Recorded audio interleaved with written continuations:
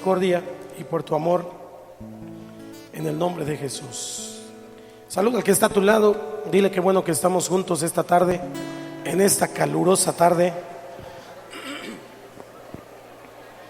Damos la bienvenida a nuestros amigos también que nos escuchan a través de MTM Radio.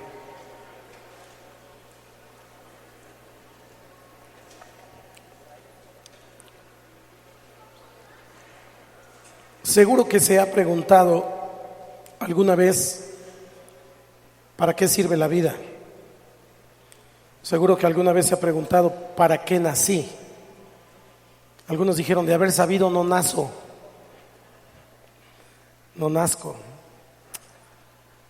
Algunos me entendieron el chiste. Gracias. La vida no se vive por vivir, aunque algunos hemos vivido la vida por vivir. Tal vez echamos a perder algunos años de nuestra vida antes de venir a Cristo y hemos vivido por vivir. Pero Dios nos hizo con un propósito, que ese propósito es eterno. Hay un plan de parte del Creador de la vida, del inventor del ser humano, y no estamos aquí por casualidad. Usted y yo tenemos un gran propósito de Dios para nuestra vida.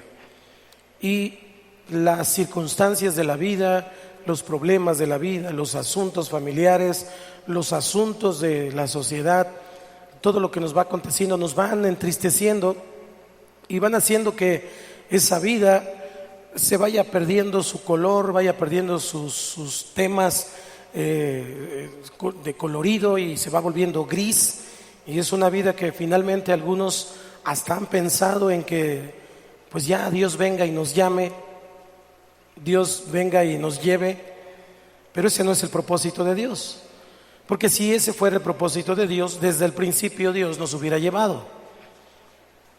Qué padre hubiera sido que cuando usted y yo venimos a la iglesia y nos arrepentimos y entonces hacemos una oración de fe y entregamos nuestra vida a Cristo, en ese momento viene una luz del cielo y nos ilumina así directamente, y entonces hasta hay un sonidito así como de campanitas así,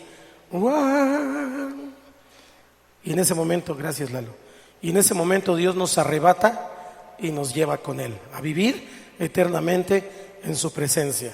Diga conmigo, ay, qué lindo. Eso hubiera sido muy padre, porque en ese momento entonces usted y yo ya no tenemos problema, ya se acabó el problema, se acabó el asunto y ahora vamos a vivir una vida de eternidad con Dios. Y hemos leído que ya no hay muerte, no hay llanto, no hay dolor, no hay angustia, es un estado ideal. Pero ese tiempo no es para ahora. Si Dios nos dejó en esta tierra es porque tiene un propósito con cada uno. Es porque esta tierra es un lugar de entrenamiento para cada uno. Es porque hay exámenes que nos ha hecho. Algunos los hemos pasado, otros no los hemos pasado. Pero finalmente Dios todo el tiempo está trabajando con nosotros.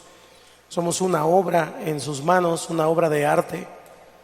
Algunos parecemos Picassos, nadie los entiende, pero finalmente somos una obra de arte muy valiosa delante del Señor. Y por eso Él, cuando hace al hombre en el Génesis, nos deja esa imagen que toma barro y de algo tan simple como la tierra forma con sus propias manos a un ser humano. Entonces, no nacimos para vivir una vida de tristeza, no nacimos para vivir una vida gris, no nacimos para vivir una vida de preocupación, no nacimos para vivir una vida, déjeme usar esta palabra, miserable.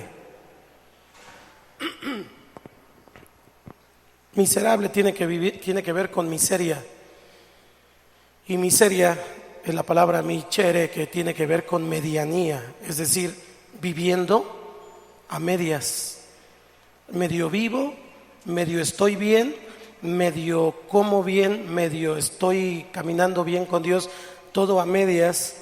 Y Dios no nos hizo para vivir a medias, tampoco nos hizo para vivir en este mundo sin rumbo fijo y sin dirección, como dice aquella canción, aquella alabanza, ¿verdad? Dios no nos hizo para estar así. Seguro estoy que usted se ha hecho la pregunta, entonces, ¿para qué nací?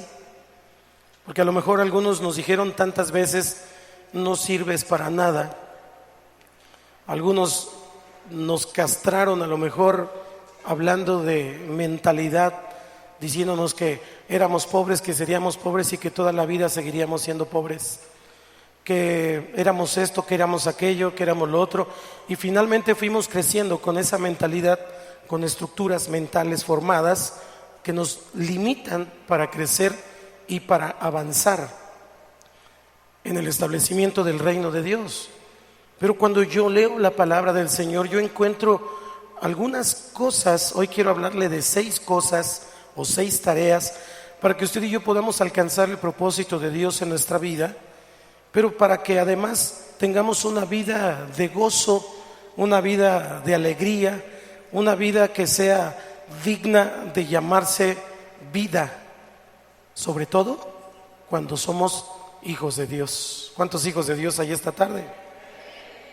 Así que le voy a dar 6 tareas, voy a tratar de desarrollarlas rápidamente. Cada una de ellas pudiera ser una predicación en sí, pero quiero darle estas 6 cosas, 6 tareas que están en la palabra del Señor, para que usted y yo podamos tener una vida de bendición, una vida que tiene que ver con Dios, una vida que es vida, no una vida triste, no una vida a medias, sino una vida en Dios. ¿Cuántos dicen amén?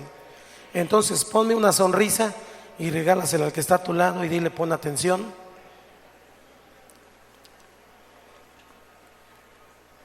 Número 1, para que usted y yo podamos tener una vida plena, una vida que no es a medias, tenemos que buscar servir a Dios. La primera cosa es el servicio a Dios. ¿Cuántos dicen amén? Josué capítulo 24 versículo 15, Josué 24, 15. Recuerde que ya estamos ubicados en este capítulo de Josué, estamos ubicados en el momento final de la vida de Josué. Josué había pasado ya por el Jordán, había metido a los hebreos a la tierra prometida y estaba en ese momento plantándose, parándose delante de los hebreos, el pueblo de Dios, y entonces les dijo esto que está aquí. ¿Me ayuda a leerlo? 1, 2, 3. Y si mal os parece servir a Jehová, escogeos hoy a quien sirváis, si a los dioses a quienes sirvieron vuestros padres cuando estuvieron al otro lado del río, o a los dioses de los amorreos en cuya tierra habitáis, pero yo y mi casa serviremos a Jehová. Josué, entonces estamos mirando que Josué no está hablándole a personas que no conocían a Dios. De hecho, Josué le está hablando al pueblo de Dios. Y me llama mucho la atención que Josué les está llamando la atención diciéndole: escojan qué van a hacer, escojan qué van a decidir, escojan a quién van a servir. Ahora déjeme recordarle algo: servir es adorar y adorar es servir. De tal manera que Josué le estaba diciendo al pueblo: escojan hoy a quién van a adorar. Porque donde usted y yo tenemos nuestro tesoro, ahí está nuestro corazón. Así que el servicio a Dios tiene que ver con adoración a Dios. Un adorador sirve, y un servicio sin adoración no es un servicio a Dios. Entonces, conectando esto que tenemos aquí, tenemos que ver que Josué está exponiéndole a los hebreos 2 tipos de amos, 2 tipos o 2 formas de esclavitud. Primero dice: escojan a quién van a adorar o a quién van a servir. A los dioses a quienes sirvieron vuestros padres, ¿dónde estaban? ¿Dónde estaban esos dioses? Al otro lado del río, es decir, antes de entrar a la tierra prometida. ¿Qué significa para usted y para mí? Antes de venir al camino del Señor. Antes de venir al camino del Señor, nuestros padres tenían otros dioses. Y a lo mejor también nosotros teníamos otros dioses. Y a esos dioses servíamos, a esos dioses adorábamos, porque ante esos dioses nos inclinábamos. ¿Estamos acá? Entonces, esta es una forma de esclavitud. Este pueblo hebreo estaba allá y ellos miraban cómo Faraón tenía aquellos dioses y ellos, con su mentalidad de esclavos, se sometían a esos dioses.